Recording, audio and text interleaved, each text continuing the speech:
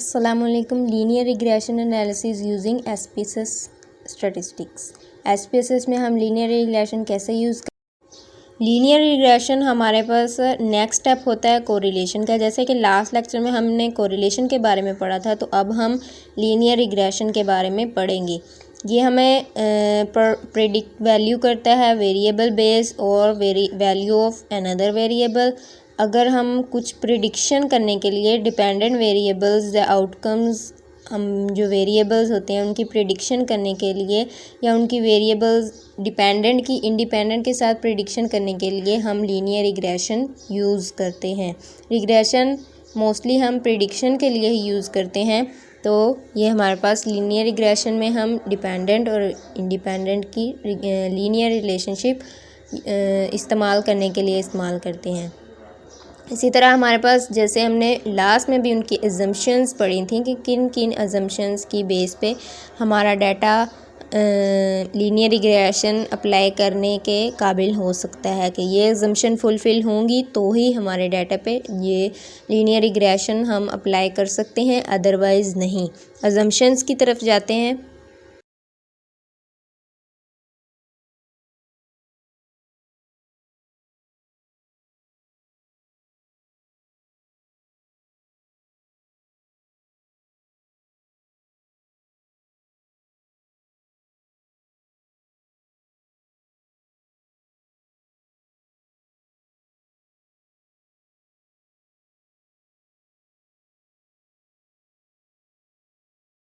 हमारे पास linear regression की 6 assumptions हैं, वन बाय वन उन्हें देखते हैं। नंबर 1 पे है कि हमारे पास जो वेरिएबल्स हैं वो measured at the continuous level, के हमारे वेरिएबल्स जो हों वो कॉन्टिन्यूस हों, इंटरवल हों या रेशो वेरिएबल, तो ही हम लीनियर रिग्रेशन अप्लाई कर सकते हैं। नंबर 2 पे है कि हमारे जो वेरिएबल्स के दरमियान लीनियर रिलेशनशिप पाया जाना चाहिए, कि हमारा नंबर ऑफ़ वे चेक के लीनियर रिलेशनशिप एग्जिस्ट करता है इन दो वेरिएबल्स के दरमियान या नहीं। इसके लिए हम स्कैटर प्लॉट बना के चेक करते हैं कि लीनियर रिलेशनशिप पाया जाता है इनके दरमियान या नहीं, जैसे हमने कोरिलेशन में स्कैटर प्लॉट के ज़रिए फाइंड आउट किया था।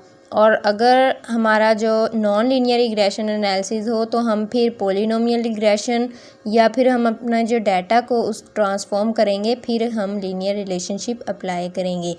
अजम्पशन नंबर 3 है कि हमारे पास सिग्निफिकेंट आउटलायर्स नहीं होने चाहिए। मींस कि अगर हमारा आउटलायर्स एक्सट्रीम वैल्यू होगा या जो आउटलायर होता है वो एक्सट्रीम हाई वैल्यू या एक्सट्रीम लो वैल्यू अगर आ गया, जैसे कि ये आपको डायग्राम में शो हो रहा होगा, तो हमारा जो डाटा है वो हमारा जो रिज़ल्ट है, हम जो प्रिडिक्शन करेंगे वो सिग्निफिकेंट प्रिडिक्शन नहीं हो सकेगी। अजम्पशन नंबर 4 पे जाएंगे। इसी तरह हमारा जो 3 में हमारा जो आउटलायर्स का हमने देखा है कि इनका नेगेटिव इफ़ेक्ट आएगा हमारे एनालिसिस पे। अजम्पशन नंबर 4 पे जाएंगे कि हमारा जो डाटा है वो इंडिपेंडेंस ऑफ ऑब्जर्वेशन, या हमारे वेरिएबल जो हैं वो इंडिपेंडेंस ऑफ ऑब्जर्वेशन हों, और हम इजीली चेक कर सकते हैं डर्बन-वाटसन स्टैटिस्टिक के ज़रिए। नंबर 5 पे हमारे पास है कि हमारा जो डाटा है वो होमोसेक्टासिटी शो करना चाहिए, कि हमारा जो डाटा है वो होमोसेक्टासिटी अगर शो नहीं कर रहा तो हम लीनियर रिग्रेशन अप्लाई नहीं कर सके। हम 3 स्कैटर प्लॉट्स बना के देखेंगे। हम जैसे कि ऊपर भी लीनियर रिलेशनशिप फाइंड आउट करने के लिए हमने स्कैटर प्लॉट्स बनाए थे, इसी तरह इसमें भी हम होमोसेक्टासिटी चेक करने के लिए ये प्लॉट बनाएंगे कि हमारा अगर डाटा होमोसेक्टास्टिक है तो ही हम लीनियर रिग्रेशन अप्लाई कर सकते हैं, अदरवाइज़ नहीं।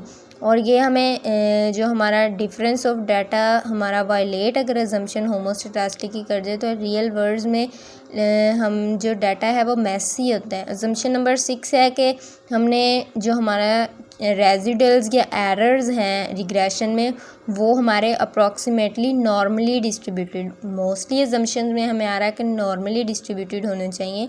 तो हमारी अजम्पशन ये है कि हमारे जो रेजिडल्स या एरर टर्म है वो नॉर्मली डिस्ट्रीब्यूटेड होनी चाहिए, ताकि हम लीनियर रिग्रेशन उस डाटे पे अप्लाई कर सकें। ये 6 अजम्पशंस हैं, 2, 3, 4, 6 हम एसपीएसएस में हम लीनियर रिग्रेशन अप्लाई करने से पहले हम अजम्पशंस को देखना ज़रूरी होता है।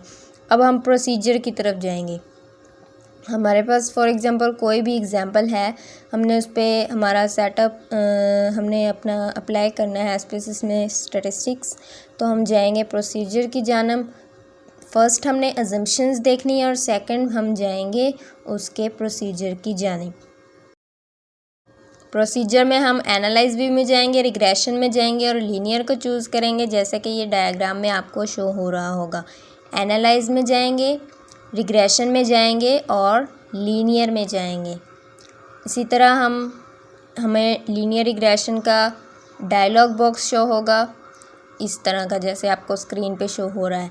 तो यहाँ पे हमने जो कॉन्टिन्यूस वेरिएबल्स हैं, एक को डिपेंडेंट रख लेना है, दूसरे को इंडिपेंडेंट रख लेना है, और फिर हम उसको फॉर एग्ज़ाम्पल इनकम को हमने इंडिपेंडेंट रखा है और प्राइस को डिपेंडेंट। मूविंग ऑन हम देखेंगे इनको ट्रांसफ़र कर दिया इस डायग्राम में। फिर हम अजम्पशन सेक्शन जैसे नो सिग्निफिकेंट आउटलायर्स और हमारा इंडिपेंडेंस ऑफ ऑब्जर्वेशन या होमोस्टैटिसिटी या नॉर्मल डिस्ट्रीब्यूशन के लिए हम स्टैटिस्टिक में या प्लॉट्स में जाके उनको चेक करेंगे और ओके कर देंगे। इसके बाद हम आउटपुट की तरफ हमारा जो भी रिज़ल्ट्स होते हैं उनकी बेस पे हम हमारी जो आउटपुट होती है उनकी बेस पे हम अपने एनालिसिस का रिज़ल्ट्स फाइंड आउट करते हैं। तो आउटपुट की बेस पे हमारे 3 मेन टेबल हमें रिक्वायर होंगे और हमारे स्कैटर प्लॉट होंगे। मॉडल समरी हमारे पास है कि आर है, आर स्क्वायर है, एडजस्टेड आर स्क्वायर है और स्टैंडर्ड एरर ऑफ एस्टीमेट है, जो कि आपको नज़र आ रहा है। तो हमारे पास जो आर और आर स्क्वायर वैल्यू है, आर हमारा रिप्रेजेंट करता है सिंपल कोरिलेशन को, आर का जो कॉलम है। इसी तरह बाकी भी। इसके बाद हमारे पास अनोवा का होगा। मेनली हम मोस्टली अनोवा को भी देखते हैं डिपेंडेंट वेरिएबल या उनकी प्रिडिक्शन के लिए। रिग्रेशन में हमारे पास सम ऑफ स्क्वायर है, डिग्री ऑफ फ्रीडम है, मीन स्क्वायर है, एफ रेशो है और सिग्निफिकेंट है। इसी तरह हम कोफिशिएंट टेबल में जाएंगे और मोस्टली हम कोफिशिएंट टेबल बनाते हैं, कभी नहीं भी बनाते। हमें कोफिशिएंट टेबल नज़र आ रहा है कि हमारा जो इंटरप्रेट रिग्रेशन इक्वेशन है उसको हमने इंटरप्रेट कैसे करना है, how to use them to make predictors, और हमें लीनियर रिग्रेशन हमने अप्लाई उस पर कैसे करनी है। हमारे पास जैसे कि ये टेबल आ रहा है कि सिग्निफिकेंट है, इंडिकेट करेगा स्टैटिस्टिकल सिग्निफिकेंट है मॉडल फिट जब हमारी पी वैल्यू 0.005 से लेस होगी, तो which is less than 0.05 indicate हमारा कि ओवरऑल हमारा जो